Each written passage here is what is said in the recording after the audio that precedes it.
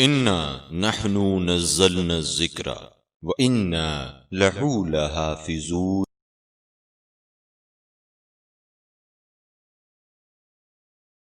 باللہ السمیع العلیم من الشیطان اللعین الرجیم، بسم اللہ الرحمن الرحیم، وبہ نستعین وہو خیر ناصر ومعین، الہی انطقنی بالہدی والہمنی التقوی۔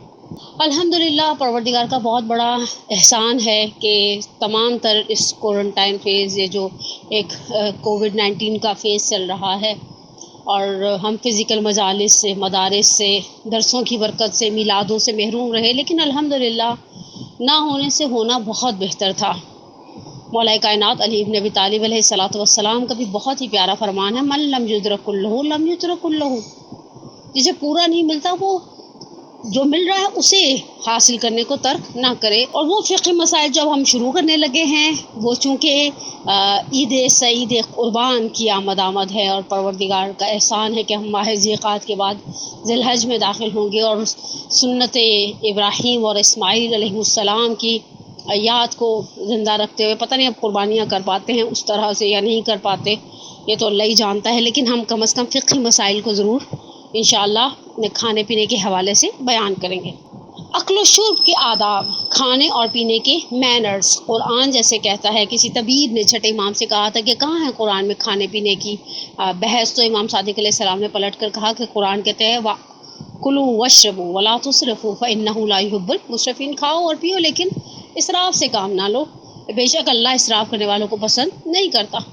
تو ہم اور دوسری الحمدللہ خدا کا شکر کرنے کی جو جگہ ہے وہ یہ ہے کہ ہمارے پاس مکتب تشیع غنی ہے، ہر باب میں ہمارے پاس روایات ہیں، ہر باب میں، یعنی ہمارے پاس ماشاء اللہ الحمدللہ معصومین نے کوئی دین کا حصہ ایسا نہیں رکھا جس کے اوپر معصومین علیہ السلام کی روایات ہمارے پاس نہ ہو، جس میں زندگی گزارنے کا ڈھب ہمیں نہ مل سکے۔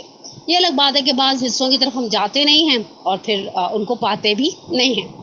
اس سے پہلے کہ میں کھانے پینے کے فقہی مسائل کی کیٹیگریز کو بیان کروں، کچھ مکروہات بیان کروں گی، کچھ مستحبات بیان کروں گی، اور کچھ محرمات جو چیزیں حرام ہیں کھانے پینے میں وہ بیان کروں گی، اس سے پہلے میرا دل چاہ رہا ہے کہ میں آغا عبداللہ مامکانی کی کتاب میراث الکمال والیوم نمبر 1 اور پیج نمبر ہے اس کا 171، تقریباً 171، والیوم نمبر 1، جلد نمبر 1 اور صفحہ نمبر 170، کیونکہ اس صفحے پر جہاں فصل رابع کا سٹارٹ ہے وہاں پیج نمبر نہیں دیا ہوا، اس کے بعد 172 ہے، تو اس چیز کو بیان کروں۔ جیسا کہ ہم سب کو پتہ ہے میراث الرشاد نے، انہوں نے اپنے بیٹے محی الدین مامکانی سے کہا تھا کہ اگر مجھے زندگی نے مہلت دی، میں تمہارے لیے آداب اسلامی کو زندگی کے تمام امور میں جم کر دوں گا، اور الحمدللہ خدا نے انہیں زندگی دی، سعادت دی، اور انہوں نے اپنے فرزند کے لیے اس زحمت کو اٹھایا کہ ہر باب میں جہاں جہاں معصومین علیہ السلام کے اقوال تھے انہیں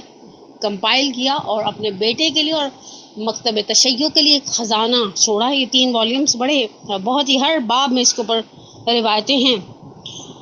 اور اس سے پہلے کہ میں فقہی مسائل کو کھانے پینے کے حوالے سے بیان کروں، کیونکہ جیسے جیسے ہم عید قربان کے قریب ہوتے جاتے ہیں ہمیں ایسا لگتا ہے کہ ہمارے کھانے پینے کا ایک فیز شروع ہو گیا۔ الحمدللہ یہ بھی خدا کا احسان ہے، اللہ کا شکر کریں، اللہ نے نعمتیں دی ہیں، یہ بھی خدا کا احسان ہے، اللہ کا احسان ہے کہ اس نے نعمتوں سے نوازا ہے، اور پروردگار انشاءاللہ نعمتوں سے نوازتا رہے، ہم نعمتوں کا شکر ادا کرتے رہیں، اور وہ ہماری نعمتوں میں اضافہ کرتا چلا جائے۔ اب چونکہ میں نے کہا کہ میں بحث کو ڈائریکٹ فقہی مسائل سے شروع نہیں کروں گی، تھوڑے سے کچھ آداب کو بیان کروں گی، اور ان آداب کو بیان، ان میں سے چیزیں انہوں نے تو اچھی خاصی چیزیں بیان کی ہیں۔ آقا کا ویسے بھی مزاج ہے کہ مثلاً مینرز کو بھی بیان کر رہے ہیں، مثلاً انہوں نے پہلے بتایا کہ کیا کیا کھانا چاہیے، کب کب کھانا چاہیے، پھر کہا کہ کھانے سے پہلے مستحب، یہ مستحب اخلاقی ہے، ہاتھوں کو دھونا ہر طرح، ہر کھانے سے پہلے اور اس کے بعد، تو اس طرح کی یہ، اور پھر اس کے روایات بھی بیان کیے کہ مثلاً اگر انسان کھانے سے پہلے، ہر کھانے سے پہلے اور بعد میں ہاتھ دھوتا ہے تو یہ فقر کو دور کرتا ہے، رزق میں اضافہ کرتا ہے، فقر کو فنا کرتا ہے۔ کھانے کے بعد ہاتھ دھونا ہم و غم کو زائل کرتا ہے۔ یہ ہم و غم تو آج کل بڑا ہی ہو گیا، ہم و غم یعنی انزائٹی، ہم و غم یعنی ڈپریشن، ہم و غم یعنی سٹریس۔ اب یہاں پر اس سے پہلے کہ اس کتاب سے میں کھانے پینے کی کے آداب کو بیان کروں تبرکاً ایک روایت جو اس کتاب کے اندر مجھے ابھی اس کتاب میں تو نہیں ملی، لیکن بہرحال ہماری دوسری کتابوں میں موجود ہے، اور جہاں پر امام حسن علیہ الصلاۃ والسلام اور سید الشہداء امام مظلوم امام حسین علیہ الصلاۃ والسلام کے حوالے سے گفتگو کی گئی ہے، یہ روایت دونوں آئمہ سے ہمارے تک پہنچی ہے۔ اس روایت کو بیان کروں، اس سے مینر بیان کروں اور بات کو ختم کر دوں۔ اس روایت کو معروف روایت ہے، اور بہت ہی اچھا کام ہوا پچھلے دنوں ہمارے کالم میں بزرگوار نے اس روایت کے اوپر ایک چھوٹا سا کلپ تھا ان کا ویڈیو جو وائرل ہوا، اور اس روایت کو اس وقت آج کے زمانے میں بیان کرنے کی ضرورت بھی زیادہ ہے۔ اس لیے ضرورت زیادہ ہے کہ ہم الحمدللہ ایک ایسی مصیبت میں مبتلا ہو چکے ہیں جس کا ہمیں دور دور تک علاج ایجاد ہوتا ہوا نظر نہیں آ رہا، کووڈ-19۔ اب آپ کہیں گے کووڈ-19 کے اس کھانے پینے سے کیا تعلق؟ لوگوں نے تو اس کے اوپر اتنے لطیفے گھڑ دیے، سوشل میڈیا پر ڈال دیے کہ وہ چائنیز کی چمگادڑ کھانے کی وجہ سے ہوا تھا۔ ہر چیز کو دوسرے کی گردن پر ڈال کر اپنے آپ کو بری ذمہ کرنا سب سے آسان کام ہے، حالانکہ مولا کائنات امیر المومنین علی علیہ الصلاۃ والسلام ہماری جان قربان ہو اس آفتاب ولایت پر، وہ فرماتے ہیں مومن کے پیر میں کانٹا بھی چبھتا ہے نا، اسے ایک خراش پہ آتی ہے نا، وہ سوچتا ہے میں نے کیا کیا۔ میں جب بھی مولا کا یہ فرمان دیکھتی ہوں نا تو مجھے یاد آتا ہے، مولا ہم پاکستانی ہم سوچتے ہیں کسی نے میرے اوپر کچھ کرا دیا ہے، پھر ہم سوچتے ہیں کہ مجھے تو نظر لگ گئی ہے، اور ہر چیز دوسرے کے اوپر رکھتے ہیں، اپنی ذات کی کوتاہیوں کی طرف تو آنے کا مزاج ہی من حیث قوم ہمارا نہیں ہے۔ روایت امام حسن سے بھی ہے، روایت امام حسین سے بھی ہے، روایت سیم ہے، روایت کے اندر ایک جگہ پر ایک لفظ کا اختلاف ہے۔ میں روایت ایک ہی دفعہ بیان کروں گی، اس لفظ کے اختلاف کو بھی مینشن کر دوں گی۔ امام علی مقام امام حسن مجتبیٰ اور سید الشہداء امام مظلوم سے جو روایت معروف ہمارے درمیان پائی جاتی ہے، جس کا خلاصہ اور مفہوم میرے الفاظ میں کچھ اس طرح سے ہے کہ اگر کوئی شخص کچھ کھا رہا ہے، مثلا کچھ اکل و شرب چل رہا ہے، کھانے پینے کا کوئی سلسلہ چل رہا ہے، ایک روایت کہتی ہے اس کے سامنے کوئی دوسرا انسان بیٹھا ہے، اس کے پاس کوئی دوسرا انسان موجود ہے، دوسری روایت کہتی ہے اس کے پاس کوئی ذی روح بیٹھا ہے۔ دونوں روایتوں دیکھیں، ہر انسان ذی روح ہے لیکن ہر ذی روح انسان نہیں ہے، اور ذی روح کے اندر ذی روح کا تو دائرہ بہت بڑا ہو جاتا ہے، ذی روح کے اندر بلیاں آ جاتی ہیں، ذی روح کے اندر بکریاں آ جاتی ہیں، ذی روح کے اندر جانور آ جاتے ہیں، ذی روح کے اندر جاندار جانور آ جاتے ہیں نا۔ اور امام علی مقام فرماتے ہیں کہ اس سے اس شخص کو مثلا اگر ہم انسان والی روایت کو لے کر آگے چلتے ہیں، اسے آفر نہیں کرتا، جیسے ہم صلاح مارنا کہتے ہیں، مثلا میں کوئی چیز کھا رہی ہوں اور میں سامنے والے کو آفر نہیں کر رہی، تو میں ایک ایسی بیماری میں مبتلا ہوں گی جس کا علاج ایک روایت کہتی ہے بہت مشکل سے ملے گا، ایک روایت کہتی ہے اس کا علاج نہیں ہوگا۔ ایک روایت کہتی ہے کہ علاج بہت مشکل سے ملے گا۔ اچھا، اب آپ تھوڑی دیر کے لیے سوچئے کہ ہم پچھلے کچھ دہائیوں سے عجیب و غریب بیماریوں مبتلا، پچھلے 30-35 دہائیوں سے،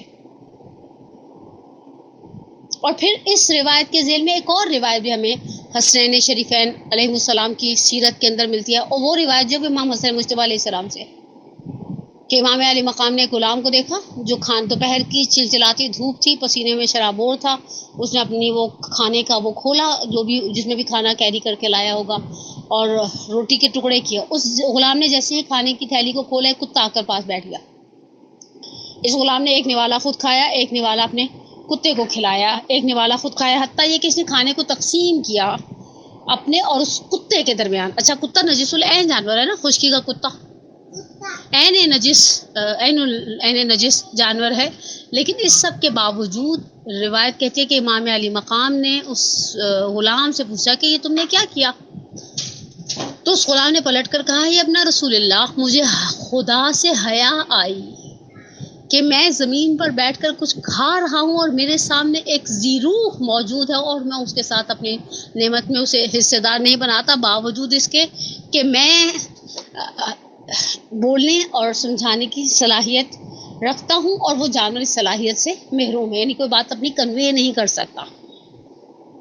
تو روایت ہے کہ امام حسن علیہ السلام نے اس غلام کو آزاد کیا، حتیٰ بعض روایتوں میں یہاں تک ملتا ہے، جب بعض روایتیں جو دوسری کتابوں میں تھیں نا اس میں تفصیل اور جزیات کو بیان کیا جاتا ہے، وہ باغ خریدا اور اس غلام کو ہبا کر دیا اس سخاوت کی وجہ سے.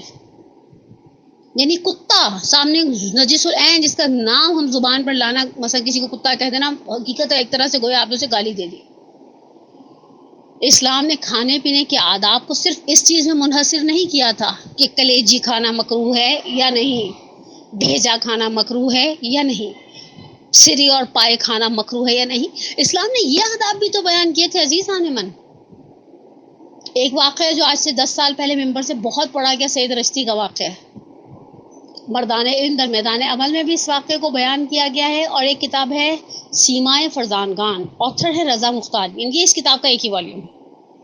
یہ کتاب ایک زمانے میں میرے پاس موجود بھی تھی، ابھی تو خیر نظر ہی نہیں آ رہی، لیکن بہرحال یہ واقعہ میں نے آغا رضا مختاریان کی کتاب سیمائے فرزانگان سے پڑھا. اس کا اردو کا ترجمہ بھی اس کتاب کا موجود ہے. اس میں بھی اسی طرح سے نجف اشرف کے ایک طالب علم کا واقعہ نقل کیا جاتا ہے کہ وہ بھوک کی شدت سے مجبور ہو کر ایران، عراق میں اور ہمارے لاہور میں بھی بڑے سری پائے وغیرہ کھائے جاتے ہیں نانوں کے ساتھ، اور بڑا مزہ آتا ہے انسان کو کھانے میں. تو رائج ہے کہ لوگ ناشتے میں بھی یہ ہیوی قسم کے میلز لیتے ہیں، اور ظاہر بات انہیں کام بھی کرنا ہوتا ہے. ہماری طرح بیٹھے نہیں رہنا ہوتا کہ ایک 2 سلائس کھا لیں اور 1 انڈا کھا لیں تو دوپہر تک کا ٹائم چل پڑے. انہوں نے تو واک کی اچھی خاصی ہو جاتی ہے نجف اور ایران اور عراق کے طلاب بزرگوار کی. کھانے کے لیے جب بیٹھے، کاسے کے اندر مثلا شوربہ تھا، روٹی پکڑی تو جیسے ہی ابھی پہلا نوالا کھانے لگے تھے، سامنے کتیا پر نظر پڑی جس کے ساتھ اس کے چھوٹے چھوٹے وہ جو بچے ہوتے ہیں، کیا اس کو کہتے ہیں، پپیز، وہ. اور کتیا کے بچوں اور کتیا کی حالت کو دیکھ کر اس سید کو احساس ہو گیا کہ یہ کتیا بھوکی ہے. دیکھیے علوم آل محمد صرف میں پھر کہوں کہ کلیجی مکروہ ہے یا نہیں، مغز مکروہ ہے یا نہیں، ان تک محدود نہیں تھے. علوم آل محمد میں آداب بھی تھے، اخلاقی نکات بھی تھے. اس سید کے دل میں بھی وہی خیال آیا جو اس غلام کے دل میں 1400 سال پہلے امام حسن مصطفیٰ علیہ السلام کے زمانے میں آیا تھا. پہلے انہوں نے ایک روٹی کو کتیا کے آگے شوربے میں ڈبو کر کھلانا شروع کیا اور سوچا آدھی روٹی میں کھا لیتا ہوں. کیونکہ میں حیوان ناطق ہوں، میں اپنی مصیبت کو، اپنی پریشانی کو، اپنی بھوک کو ایکسپریس کر سکتا ہوں. وہ بے زبان جانور ہے، وہ نہیں کر سکتی. پھر ایسا احساس ہوا کہ نہیں، کتیا کا پیٹ نہیں بھرا. انہوں نے سارا جو وہ شوربہ تھا اس میں روٹی ڈبو کے کتیا کے آگے ڈالی.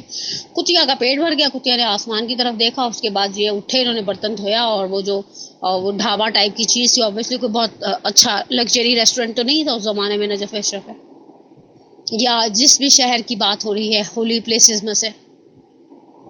اس کے بعد کہتے ہیں کہ یہ اٹھے، انہوں نے برتن دھویا، واپس کیا، پیسے پیمنٹ کی اور گھر چلے گئے. کچھ عرصے کے بعد انہیں ایک تار ملا، اور جیسے آگئے مرشی نجفی اللہ مقامہ کی سیرت طیبہ میں نے پہلی ذیقات کے حوالے سے بیان کیا کہ اس کے اندر ان کے چچا نے جو منت مانی ہوئی تھی اس منت کی ادائیگی ہوئی. تو انہوں نے کہا کہ میں نے منت مانی تھی کہ قم میں کسی طالب علم کو ایک گھر لے کر دوں گا مناسب، تو جب میری منت کی ادائیگی ہوگی تو مجھے سب سے پہلے خیال تمہارا ہے. ان کے والد کے کوئی کزن مرنے سے پہلے اپنا 1/3 ان کے نام کر گئے،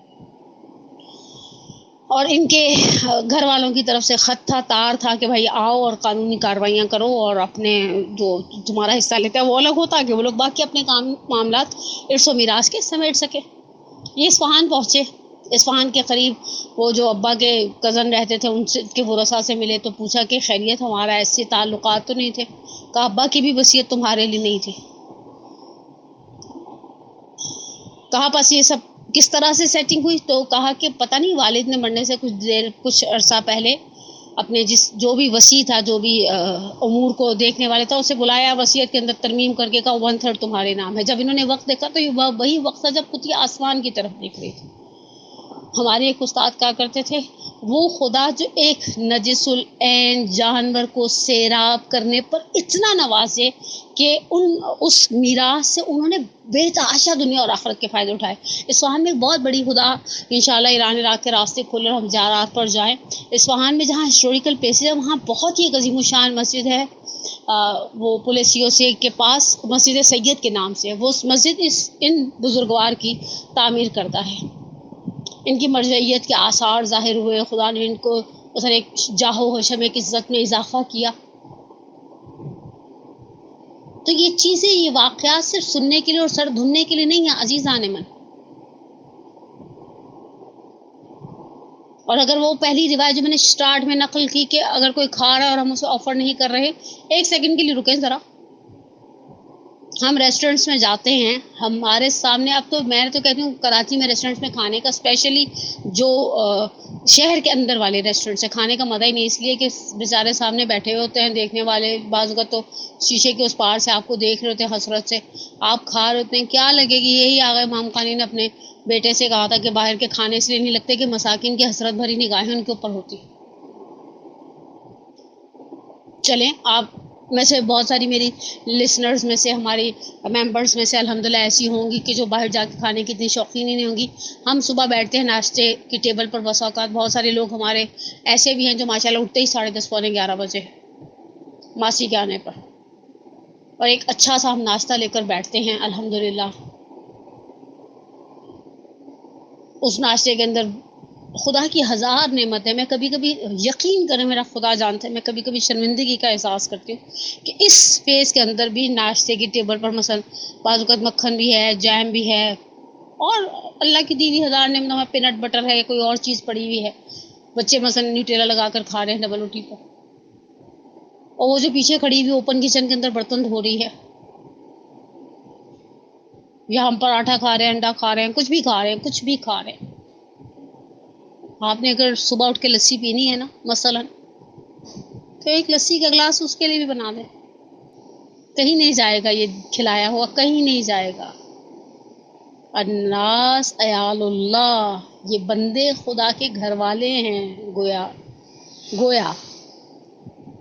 یعنی اس کی کفالت میں آتے ہیں. جو ان کا خیال رکھتا ہے اللہ اس کو، ہم چھوٹے ہاتھ سے دیتے ہیں، اللہ بڑے ہاتھ سے دیتا ہے. ان چھوٹی چھوٹی سی چیزوں کا میں یقین کریں بازو کا سوچتی ہوں، یہ جو حالات ہیں یہ ہمارے اپنے پیدا کیے ہوئے، اس میں کوئی شک و شبہ نہیں. ہمارے نعمت پر، دسترخوان نعمت پر ہزار نعمتیں موجود تھیں. امام سجاد علیہ الصلوۃ والسلام کی سیرت میں ملتا ہے کہ جب دسترخوان لگتا تھا تو امام دست دعا کو بلند کرتے تھے، کہتے تھے پروردگارہ تو نے ہمیں یہ نعمتیں دی، تیرا شکر، جنہیں نہیں دی انہیں اپنی بارگاہ سے عطا کر. اور سارے گھر والے آمین کہتے تھے، پھر کھانے کا آغاز ہوتا تھا. ہمارے بڑوں کی ایک اچھی سنت تھی، وہ کھانے میں سے نکالا کرتے تھے تھوڑا سا حصہ، پڑوس وڑوس میں بھیجنے کا تو رواج ہی ختم ہو گیا. پچھلے دنوں میں نے سوشل میڈیا پر ایک آرٹیکل پڑھا کہ کسی گاؤں میں کسی مولانا صاحب نے کہا فریج ہی نہ رکھیں، فریج رکھیں گے تو بچا ہوا کھانا آپ کے پاس رہے گا، آپ کے پاس فریج نہیں ہوگا، آپ کھانا کہیں بانٹ دیں گے. رزق میں برکت لے کر آتی ہیں بعض چیزیں جو رزق ہی سے وابستہ ہیں، رزق کی برکت کو لے جاتی ہیں بعض چیزیں جو رزق ہی سے وابستہ ہیں.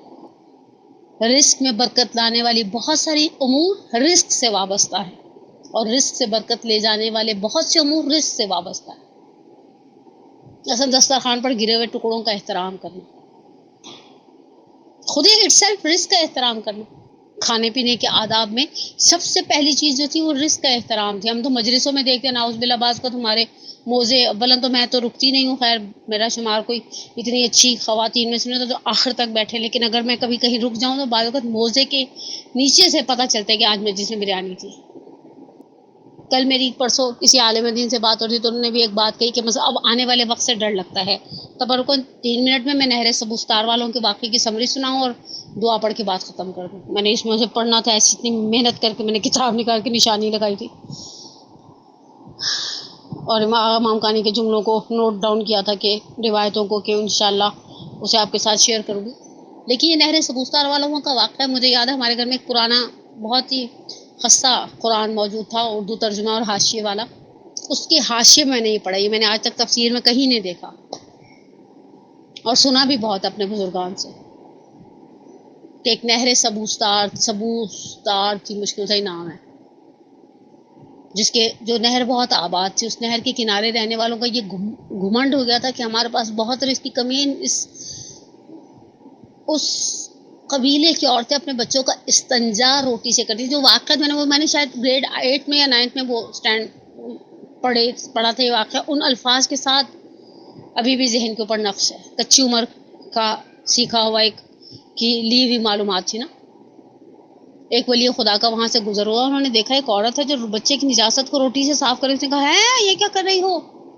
تو اس عورت نے بڑی نخوت اور غرور سے کہا چپ رہو، ہماری یہ نہر آباد ہے، ہمیں رزق کی کوئی کمی نہیں ہے. انہوں نے خدا سے کہا خدا ان کے اس نہر کو خوش کر دے. حتیٰ تاریخ میں ان کے پاس استنجا کی ہوئی روٹیوں کا ایک پہاڑ تھا۔ اس ولی کی خدا کی بددعا سے وہ نہر خشک ہوئی، انہوں نے پہلے گودام کھائے، پھر کھانے پر آئیں تو قارون کا خزانہ ختم ہو جائے، حتیٰ وہ استنجا کی ہوئی روٹیاں کھا لی صاف کر کر کے۔ ایک وقت وہ آئے کہ انہوں نے اپنے بچوں کو ذبح کر کے کھانا شروع کر دیا۔ بھوک بہت ظالم چیز ہے عزیزان من، بھوکے سے پوچھے نا ٹائم کیا ہوا ہے تو وہ کہے گا روٹی کا ٹائم ہوگا۔ اسے 14ویں کے چاند کے اندر محبوب کا چہرہ نظر نہیں آتا، روٹی کی گولائی نظر آتی ہے۔ بھوک بہت ظالم حقیقت ہے اس کائنات کی۔ حتیٰ تاریخ کہتی ہے کہ 2 عورتیں تھیں جن میں سے ایک نے اپنا بچہ ذبح کر لیا، دوسری اپنے بچے کو ذبح نہیں کرنے دے رہی تھی، لڑائی جھگڑا چل رہا تھا، بحث چل رہی تھی۔ اسی ولی خدا کا دوبارہ وہاں سے گزر ہوا، انہوں نے رش دیکھا، انہوں نے پوچھا کیا معاملہ ہے؟ کہا اس عورت نے کل اس کا بچہ کھا لیے بھون کر، آج اپنے بچے کی باری ہے تو کلیجے سے لگا کر بیٹھی ہے۔ رش کو چیرتے ہوئے آگے بڑھے، یہ وہی عورت تھی اور وہی بچہ تھا جس کا استنجا اس روٹی سے کیا جا رہا تھا۔ تو خدایا اتنا غضب! ہمارے ہاں جب سے ڈسپوزیبل سسٹم مجالس میں رائج ہوا ہے نا، پلیٹوں میں بچی ہوئی حلیم، نانوں کے چھوٹے چھوٹے ٹکڑے سب ڈسپوزیبلز کے ساتھ ڈسپوزیبل ہو جاتا ہے۔ خدا را اس رزق کا احترام کریں اور احترام سکھائیں، مزاج بنائیں ہم اپنا۔ اگر آپ سب کو یاد ہو تبرکن مجھ سے چونکہ فقہی مسائل کا کہا گیا تو میں ایک فقہی مسئلہ بیان کر دوں۔ میں نے نجفی کے ممبر سے فقہ المختربین کا ایک استفتاء پڑھا ہوا تھا۔ آغا سیستانی سے پوچھا ہوا وہ سوال کہ پتیلی کی تہہ میں جو کھرچن رہ جاتی ہے چاولوں، آغا سیستانی سے سوال کیا گیا، آغا سیستانی سے سوال کیا گیا کہ اگر یہ بہا دی جائے یا ڈسٹ بن میں ڈال دی جائے۔ میں نے اپنے ایک استاد سے پوچھا، آغا نے جو کہا ہے کہ مثلا نہیں اس کو بہتر یہ ہے کہ اس کو بہرحال کیری کیا جائے، فقہی مسئلہ اپنی جگہ، لیکن تو یہ کیوں نہیں آغا اجازت دیتے کہ مثلا آپ اسے ڈسٹ بن میں ڈالیں؟ کہا اگر یہ توہین نعمت شمار ہوتی ہو تو آپ کے لیے اسے اس طرح سے ڈسپوز آف کرنا جائز نہیں ہے۔ پروردگارہ تو نے ہمیں اتنی نعمتیں دی تھی، ہم نے ان نعمتوں کی قدر نہیں کی، اور اب ہمیں آنے والے وقت میں ملک الموت کی سرعت دیکھ کر لگ رہا ہے کہ وہ بڑا اس وقت بزی چل رہا ہے، اب ہم ڈر رہے ہیں۔ حالانکہ ظہر الفساد فی البر والبحر بما کسبت ایدی الناس تھا، یہ خشکی و تری پہ سارا فساد ہماری وجہ سے ہے۔ تجھے واسطہ محمد و آل محمد کا۔ ایک مرتبہ پھر خدا کی بارگاہ میں دست دعا کو بلند کر کے دعا کرتے ہیں، خدایا تو جو معصوم بچوں کی بھوک اور پیاس کا واسطہ۔ ہمیں تاریخی کربلا میں بہت کلیئر کٹ کہیں نہیں ملتا کہ اہل حرم کو واقعہ کربلا کے بعد پہلی مرتبہ پانی کب ملا۔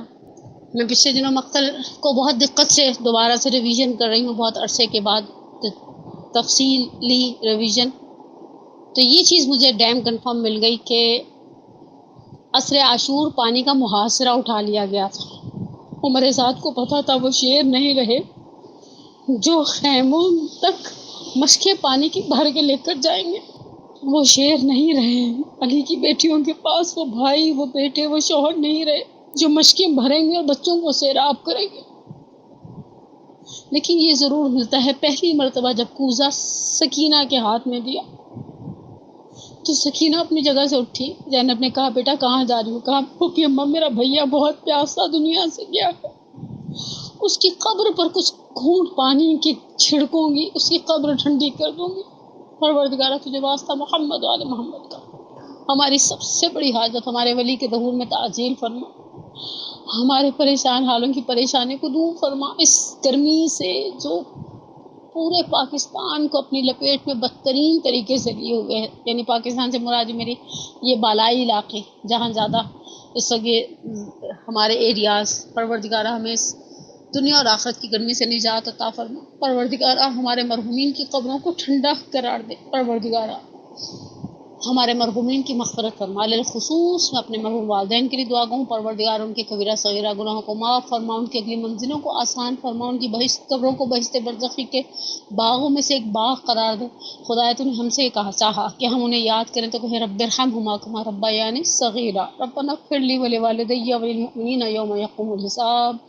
پروردگار ہمیں ہمارے والدین کے لیے، ہماری اولاد کو ہمارے لیے باقیات الصالحات میں سے قرار دے، ہمارے رزق و روزی میں، ہمارے ایمان میں، ہمارے اخلاق میں اضافہ فرما۔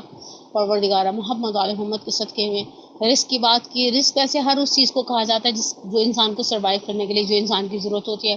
پروردگارہ ہمیں اپنی بارگاہ سے بہترین نعمتوں سے مالا مال فرما۔ السلام علیکم۔ سبسکرائب کیجئے ذکر ٹی وی اور اس علم کے سفر میں ہمارے قدم کے ساتھ قدم ملائیے۔